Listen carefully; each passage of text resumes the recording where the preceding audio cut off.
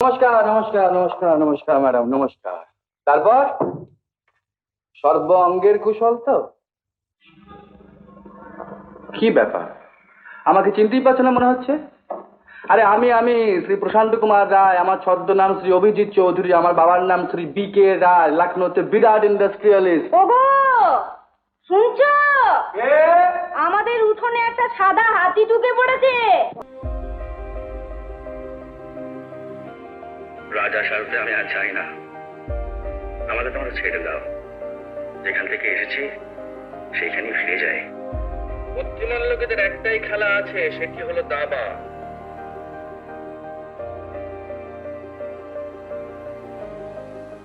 নমস্কার, বর্তমানে আপনাদের সকলকে স্বাগত। আপনাদের সঙ্গে আমি স্বরলিপি। উত্তম কুমারের শতবর্ষ চলছে। আমরা এমন বিভিন্ন মানুষের কাছে আসছি উত্তম কুমারকে নিয়ে নানান অজানা গল্প শোনার জন্য। আজকে আমাদের অতিথি তেমনই একজন বিশেষ মানুষ, লিলি চক্রবর্তী। দিদি, আপনাকে অনেক স্বাগত বর্তমানে। আমি এটা দিয়ে শুরু করি, উত্তম কুমার তার শতবর্ষ, এটা সত্যি আপামর বাঙালির কাছে খুবই আনন্দের, এবং আপনারা যারা কাজ করেছেন একসঙ্গে, কলিগ হিসেবে পেয়েছেন, তাদের কাছে তো বটেই। উনি বেঁচে থাকলে আরও আনন্দ হতো, কিন্তু তবে যে সময় চলে গেছেন সেটা ওনার যাওয়ার সময় নয়। তবে আমার মনে হয় এই ইন্ডাস্ট্রির এখন এই অবস্থা দেখলে উনি আরও কষ্ট পেতেন, তার থেকে বরঞ্চ চলে গেছেন, ভালোই হয়েছে। আমরা অন্তত তাকে সম্মান জানাতে পারছি। উত্তম কুমারের সঙ্গে আপনার প্রথম আলাপ আপনার যখন বিপাশাতে কাজ করছিলেন। বিপাশাতে কাজ করছিলাম, তো আমার সঙ্গে ওনার কোনো সিন ছিল না, উনি হিরো ছিলেন। প্রচন্ড আবেগে যদি ঝাঁপ দিয়ে পড়ি, তবদারে করাঘাত করি, আছি উন্মাদ উল্লাস বহি। আমি শুনিয়াছি ওগো তপস্বিনী, খুলিয়া সবার পাশে রয়েছে বন্দিনী। তো আমার সঙ্গে আলাপ হলো, ওই খানিক্ষণ গল্প টল্প করে সকলের সঙ্গে দেখা করে চলে গেলেন। তারপরে দিয়ানিয়াতে একসঙ্গে কাজ করি, একসঙ্গে অভিনয়। আপনি কি বলে সম্বোধন করতেন? উত্তম বাবু? আমি উত্তম দা বলতাম,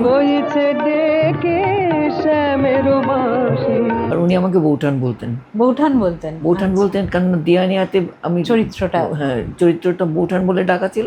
তারপর থেকে যেখানে দেখা হতো বৌঠান বলে ডাকতেন। বৌঠান, একটু থাকা জায়গা টাকা হবে? ন্যাকামি করছো কেন? জানো না এখানে একটা ঘর সবসময় তোমার জন্য রিজার্ভ থাকে?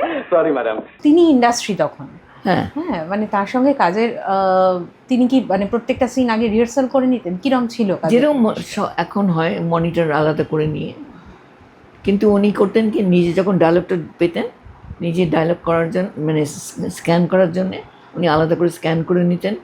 তারপরে একটা করিডোরে একটু পায়চারি করছেন, তখন বুঝতাম যে উনি ডায়লগটা রিহার্স করছেন নিজে নিজে। তারপর সিন হয়ে যাওয়ার পর, শটটা হয়ে যাওয়ার পর হয়তো আমার সঙ্গে সিএস নেওয়া হয়েছে, ওনার ক্লোজ, আমি এতে আছি। আমাকে প্রথমে জিজ্ঞাসা করলেন ঠিক ছিল শটটা? বললাম দাদা কী বলছেন আপনাকে, বলে তুমি তো সামনে থেকে দেখেছো, তুমি বুঝতে পারবে, ঠিক ছিল কিনা সেটা আগে বলো। খুব ভালো হয়েছে। আমাকে জিজ্ঞাসা করে হলো না, উপরের সব তখন সেই রস্টমে এরকম টেকনিশিয়ানরা থাকতো লাইট টাইট নিয়ে, তাদেরকে জিজ্ঞাসা, হ্যাঁ রে ঠিক ছিল, আরে ঠিক ছিল, মানে এরকম মানে পারফেকশন মানে উনি চেষ্টা করতেন। শুটিংয়ের অবসরে মানুষটা কেমন ছিলেন? আড্ডা দিতেন সকলে? গল্প করতেন সকলকে নিয়ে। আর আপনাদের তো সেই সময় খাওয়া দাওয়াও খুব ইম্পর্টেন্ট ছিল, একসঙ্গে সকলের স্টুডিও পাড়ায় খাওয়া দাওয়া হতো। বেনদি মাঝে মাঝে রান্না করে পাঠাতেন, আমরা একসঙ্গে খেতাম। আচ্ছা দিদি, সে সময় তো মানে এখনও যেরকম লেখা হয় অভিনেতা অভিনেত্রীদের নিয়ে নানান ধরনের কথা লেখা হয়, সে সময়ও তো লেখা হতো, পত্রপত্রিকায় লেখা হতো। তার কিছুটা শোনা কথা, কিছুটা সূত্রের খবর, এরমভাবেই তো লেখা হতো। হ্যাঁ, তো সেগুলো উত্তম কুমার কীভাবে রিসিভ করতেন সেসব খবর? আমরা এই নিয়ে আলোচনা করতাম না ওনার সঙ্গে। আচ্ছা, উনি একদম মানে ছেড়ে দিতেন, যা লিখছে লিখুক, এরকম একটা ভাব ছিল। বিশেষ করে উত্তম কুমার বলেই বেশি করে লিখতো আর কি, লোকেরা বলতো, কিন্তু উনি একদম পাত্তাই দিতেন না ওগুলোকে। উত্তম কুমার, আমরা এটা শুনেছি নানান মানুষের মুখে যে বহু মানুষকে, ইন্ডাস্ট্রির বহু শিল্পীকে সাহায্য করেছেন তাদের অসময়ে, তাদের দুঃসময়ে। করেছে, অনেক টেকনিশিয়ান কি করেছে, তার হয়তো মেয়ের বিয়ে টাকা, পণের টাকাটা দিতে পারছে না, মন খারাপ করে বসে আছে, আমি নিজের চোখে দেখেছি। কী হয়েছে তোর? তার সঙ্গে একটা ভাঙা বেঞ্চ ছিল টেকনিশিয়ান স্টুডিওতে, ওকে বসিয়ে পাশে বসিয়ে কী হয়েছে, ওর মুখ করে করে বলছে আমার মেয়েটার বিয়ে ঠিক করেছি, পনের টাকাটা জোগাড় করতে পারিনি। কত টাকা? হয়তো বললো খুব বেশি নয়, খুবই সামান্য 5,000 তখনকার দিনে 5,000 অনেক। এরকম সব জিজ্ঞাসা করতো। আমরা দেখতাম দূর থেকে যে উত্তম দাদার সঙ্গে কথা গল্প করে যাচ্ছে, ওর কাছ থেকে বিড়ি নিয়ে বিড়ি খাচ্ছে, গল্প করছে, মানে একদম ওদের সঙ্গে মিশে যেতেন একদম। তারপর ওর বাড়িতে নিজের ম্যানেজারকে দিয়ে টাকা পাঠিয়ে দিতেন। এগুলো ওনার মানে আমরা জানতাম, কিন্তু উনি কাউকে বলতেন না যে আমি দিয়েছি মুখ করছি। বিশ্বজিৎ যেমন ছবি টবি তুলতো, টাকা দিচ্ছে দেখে টাকা দিচ্ছে, চেক দিচ্ছে, ছবি তুলছে, সেগুলো কাগজে ছাপা হতো, উনি একদম পছন্দ করতেন না। সকলকে নিয়ে চলতে ভালোবাসতেন একদম। ইন্ডাস্ট্রিতে, সকলকে মানে টেকনিশিয়ান হোক, তার সব সহশিল্পী হোক। টেকনিশিয়ানদের সঙ্গে এত বন্ধুত্ব ওদের। একটা শর্ট হয়ে গেলে আমাকে যেমন জিজ্ঞাসা করতেন, ওদের কেউ এরকম ঠিক ছিল রে, সমপুর রাষ্ট্রমের তোরা লাইট নিয়ে, দাদা কী বলছেন, আমরা কি বলবো, মানে তোরাই তো বলবি, তোদের ভালো লাগলে তখন তো সেটাই ভালো হবে। আপনি যখন প্রথম কাজ করতে গেলেন উত্তম কুমারের সঙ্গে, তখন উত্তম কুমার এই যে একটা অরা, এটার জন্য কি একটু মানে না। সেরকম কোনো অসুবিধা হয়? কেন উনি সেরকম ব্যবহারই করতেন না, উনি এত স্বাভাবিক ব্যবহার করতেন, তখন মনেই হতো না যে উনি উত্তম কুমার, উনি আমাদেরই একজন মনে হতো। আপনি সেটে কখনো দেখেছেন যে পরিচালকের সঙ্গে উত্তম কুমার আলোচনা করছেন কোনো সিন নিয়ে, বা ওনার পরামর্শ উনি ওনার ইনপুটগুলো দিতেন? হ্যাঁ, উনি নিজে বলতেন না কিছু, উনি বলতেন এটা ঠিক ছিল, এটা ঠিক হবে, এরকমভাবে বলতেন। মানে এরকম আলোচনা করতেন। নয় যে পরিচালককে না, ছাপিয়ে না, গিয়ে না, কিছু না, করা, না, সেরকম না। কোনো? পরিচালক লাস্ট, উনি যা বলবেন সেটাই করতে হবে।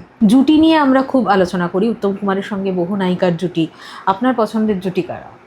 আমার পছন্দের সুচিত্রা উত্তম, আচ্ছা। এছাড়া আর কোনো জুটি হয়নি। তার মানে একে ছাপিয়ে আর কেউ যায়নি, বেনুদিও যায়নি, অঞ্জনাও যায়নি, কেউই যায়নি। আমরা তো সাইড রোলে করতাম। মানে সুচিত্রা উত্তমের একটা অন্য ক্রেজ আলাদা, এখনো আছে, এখনো আছে। এখনো আছে। আপনি প্রথমেই বললেন যেটা, যে বয়সে চলে গেছেন সে বয়সে চলে যাওয়ার বয়স নয়, বয়স নয় তো। 1980।